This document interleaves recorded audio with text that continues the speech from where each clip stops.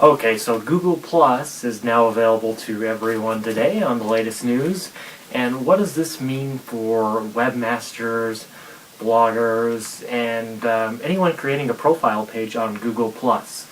Well, for one, let's take a look at it. Google Plus is basically a type of community like Facebook or Twitter. It's a place to share information. You can create circles. Unlike Facebook, where you just have a bunch of friends, you have circles which basically groups your friends. So you could have really close friends, you could have relatives, then you could also have employees, co-workers, etc. You can basically create as many circles as you want to socialize with. So whenever you post a status to a certain circle, so to say, that group of people will see that. So you can actually have different pictures and different things going to, each circle. Unlike Facebook, where you can upload it, you can control your privacy settings, but it's a little bit different. Google Plus is trying to change that. So now the profile pages, it was announced, that it was going to be publicly available Tuesday on the Google blog, which now anyone can create their own Google Plus profile page. So you can do that if you have a Google account already. You just go to plus.google.com and you can create it there. And you may have been invited by the Google homepage. You may have that little arrow pointing up to join that. Now the thing is, there's so much information on the web these days that finding good information is really hard. How many times have you came across a site that's just full of spam? Well, Google Plus is going to change that too. Now, it hasn't been publicly announced, but whenever you plus a page, it kind of gives it a vote in a sense. So for webmasters and people finding information on the web, this is a good thing. If a page has, let's say, 1,000 pluses, when Google Plus acquires that popularity in the community, that's going to mean that page is important and therefore be at the top of the results. Unlike what most people do now is build links and stuff to their websites, that is becoming less and less effective every single year as Google progresses, as search engines update.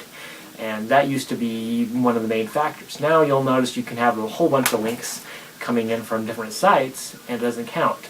Because anyone can purchase links, anyone can get links, and it just doesn't work that well anymore. Now, of course, if you're getting links from quality sites, yes, that does have a factor in it. But social media is the next thing. And I'm going to specifically talk about how YouTube can promote your blog or website. And that's what I'm going to be trying to do as well. YouTube is a free way to advertise. If you post valuable information on YouTube, then people are going to share the video. People are going to probably check out your site. People are probably going to maybe want to visit your blog because you might have more information there. And that's exactly what I'm talking about. Now, with social media, you have Google+, you have Twitter, you have Facebook. You have all sorts of different social networking sites. You have LinkedIn, and there's a whole bunch. You can go from there. You have different ways of sharing information. Dig, Reddit, so on and so forth. Now, some of you may be familiar with those sites. Some of you may not be. And that's okay because there's different ways to share information, and oftentimes they'll kind of all link together. You may, post may really blow up on Twitter, and then, it's going to get carried over to Facebook because the way social networking works is we all have probably a Twitter account. We probably all have a Facebook account. I guarantee you at least all of us have a Facebook account. And Google+, well, that's the newest thing. So everyone wants to keep up with the latest thing. So Google+, everyone's going to want to try that. Everyone's going to want to give that a go. And, Google being the biggest search engine, the biggest website on the web, Facebook following that kind of scares Facebook a little bit, as far as Facebook is going to want to make changes to try to keep up, to make their site better. That's why Facebook has had a lot of changes recently, too, is they want to keep up.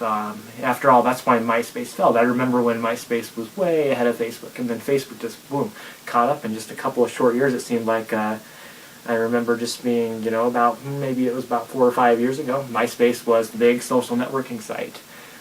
Due to privacy settings, MySpace didn't quite keep up on those changes. The same thing can happen to Facebook. The thing is, social networking sites are often just fads. People are going to get tired of the same social networking site. That's why Facebook has to make changes. If Facebook just left everything the same or didn't make changes enough, then you're going to see users try to flock away and try something new. People like new things. People like newer, faster, better technology, and whatever that offers through social web, and that goes for business as well. So definitely Google Plus has some advantage on Facebook. So Facebook is, I would say, probably a little scared, but they're not going to totally go under. I mean, MySpace is still up; they're still making a profit. So as far as for bloggers or webmasters, Google Plus, add the button to your site. You can get the code. There's different ways to modify that so it fits into your site. If you're using WordPress or Blogger, there's already plugins and widgets available for it, so you don't have to grab that code and embed it to your site. Now, if you're using an HTML-based website, you can add that to your template or however you have that design set up. But definitely add it to it. Now, if you're starting a blog and you're wondering what to blog about, that was the hardest decision I came across, is what to blog about. Personally, find a topic that you can talk about, something that you know a lot, that you're knowledgeable in. And this may be your own life, so you may just blog around your own town. So you could blog about local events and happenings in your city. That's a great place to start a blog. You'll get a lot of followers. You blog about some big event. Maybe they did a barbecue or something like that. I'm just kind of rambling on here. But people are going to search for things that may have happened in that event. And people are going to come across your blog and say, hey, this person has similar interests. Hey, this person lives where I live. I think I'm going to follow their blog. So that's a great thing. It doesn't cost money to blog. In fact, you can get a free blog at WordPress.com or Blogspot.com. Both are great. Personally, if you're new to blogging, I'd start out at Blogspot.com just because it's really user-friendly. But I do like WordPress. I'm a WordPress fan, so if you know how to use WordPress or you want to just learn WordPress, take the extra 10 minutes to learn WordPress. Both are great, though. I'm not going to say which I do like WordPress better, but I'm not going to say which you should go for. That's totally up to your personal preference, and there's more information on my blog, which is iblog2.net. Link will be below, and you can find out more information on choosing a blog. Next topic today, changing one blog at a time, Google+. Okay, it was launched in June 2011 that the Google Plus button would be available for invite only. So that means you'd have to have an invite to use this Google Plus button, which you've probably all heard about. I mean, it's been on Facebook and Twitter. Now, why do they do invites? Why don't they just let people join and say, hey, let's just get as many people as we can? Well, for one, it's a better marketing technique for Google. Google did the same thing with Gmail. They wanted users to only have it by invite, because then you're going to have some friends that have the service and you're going to have some that don't, which are going to say, hey, I have a Google Plus account, would you like an invite? That just created this discussion, a conversation. So people on Facebook are going to be posting, hey, I have a Google Plus account. You have the type of people that say, haha, I have it, you don't. And then you have the people that say, hey, here's an invite. You have the people that want to share, and then you have the braggers, of course. So you have kind of two circles. But that's exactly why they did that. And now when it becomes available, everyone's like, well, hey, I have 5 friends that have this Google Plus. I want to get it so I can join their circle or I can see what it's like. Unfortunately, I didn't create my Google Plus account till today.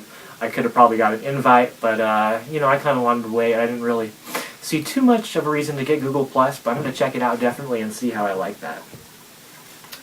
And it definitely did draw attention because there's a lot of there's even a site dedicated to Google Plus invitations, or there was, which is not necessary anymore since it's been released. But like I said, for webmasters, a good thing if you're a webmaster, have a blog, add the Google Plus button to your posts or to your site, and you can get the code from Google and also provide a link as well below if you're interested in that. But as far as search engine benefits and finding information, Google Plus is overall a pretty cool thing. It's a cool platform. I'm not going to say that it's any better than Facebook or it's worse at this time. At this time, it's really hard to say. Everyone has their own personal opinion. But Google Plus, they definitely are some creative people. They're going to, it's hard to say where this could go. And I'm definitely going to be following Google Plus for the next few months to see where this platform goes. And like I said, if you're a blogger or webmaster, definitely add Google Plus. And you can check out more information at my blog, which is www.iblog2.net. And you have a great day. I'll see you next week.